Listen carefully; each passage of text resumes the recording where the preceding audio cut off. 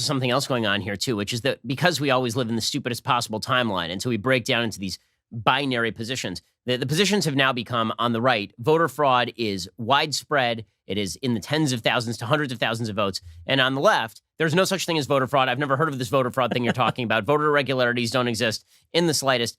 And it's amazing how those positions completely reversed from about a month ago. When a month ago, all we were hearing from Democrats is that Donald Trump was personally going around and burning mailboxes in order to prevent people from depositing their votes because he was that committed to voter suppression. He had Louis DeJoy screwing with the machines so that the votes wouldn't be properly delivered or counted. He was defunding the post office. And now everybody who was saying 1 month ago that the election was going to be totally screwed up is now saying, look what an amazingly clean, unbelievably awesome election we had. And everybody who a month ago was going, you know what, the election's probably going to be okay. They're all like, God, that was just the worst, most fraudulent election I've ever seen in my life.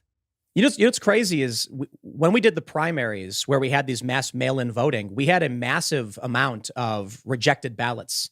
I think the Washington Post said like 500,000. Where are all of those right now? That's what I was wondering.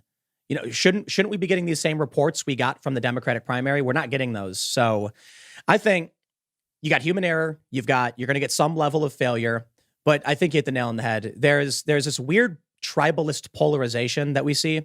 And it's happened in other places in the world when you get people.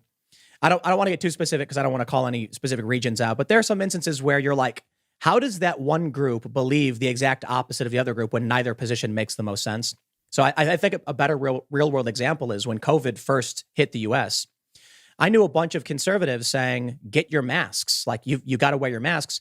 But we were seeing, Fauci and the Surgeon General saying, no, don't get masks.